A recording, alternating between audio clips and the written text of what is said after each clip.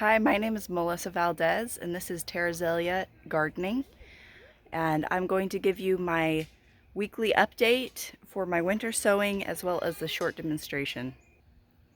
As you can see, I have already quite a bit started that I've been doing for the last few months. Some of my highlights here are my carnation. These are a white carnation flower, and also purple coneflower, as well as yarrow.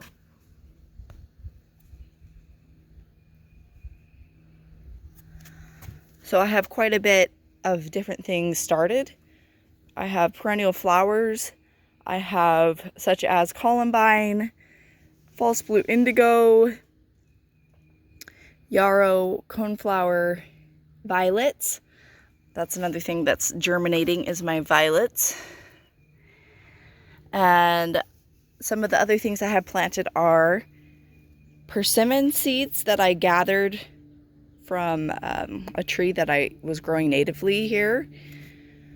And also oak acorns, some red onion is coming up. You can see the little baby sprouts in there. Okay, these are a native wildflower that I've collected seeds from. Alpine strawberries, asparagus, currants. These are a red currant, black cap raspberries, and lupin, which is a nitrogen fixing flower that's native, as well as different herbs and spices like oregano, thyme, rosemary. I'm going to show you my steps to doing one of these. It's so easy, anybody can do it. One thing I love about winter sowing is that your germination rates are way better and it's way less input than having to start things inside.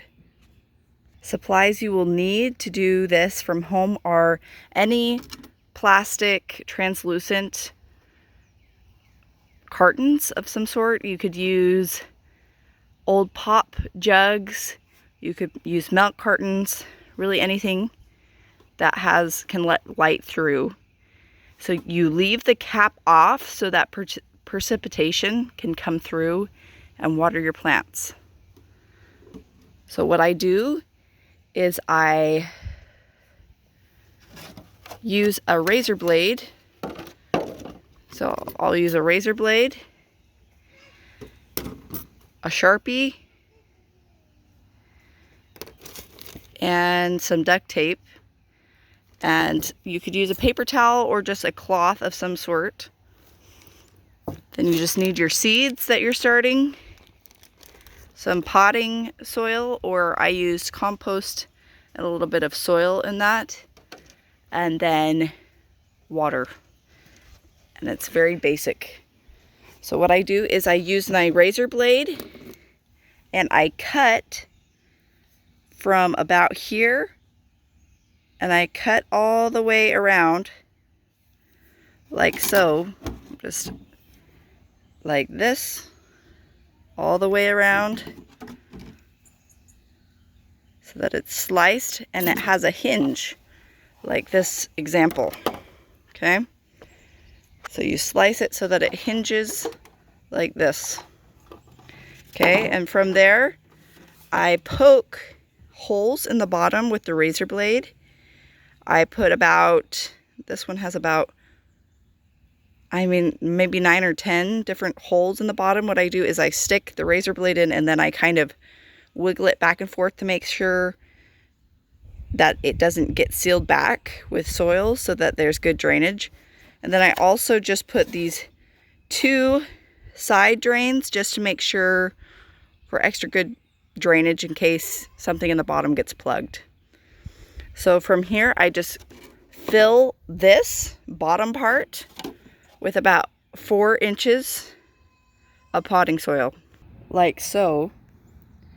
Fill it about that high in my milk jug. Today I'm going to be planting snow and summer. I'm going to plant my seeds about 1/8 an inch deep. My potting soil was already very moist, so I'm not pre-watering. Now I'm going to cover my seeds with about 1/8 of an inch of soil on over the seeds that I've just planted. Evenly making that layer. I'm going to have a helper water this in. I'm just going to make sure to get it all the way around. Keep going. Okay, very good. Now all done. Very good. So I have helper, Odette, Luna, and Levi. Now I'm going to write snow and summer on the outside of the milk jug as well as the inside to ensure that my labeling sticks. For me, this works best. I write snow and summer on the outside and then as well on the inside. Okay, I'm going to take either a towel or a paper towel. I'm just going to dry off the edge where I'm going to stick my duct tape to make sure that it adheres well.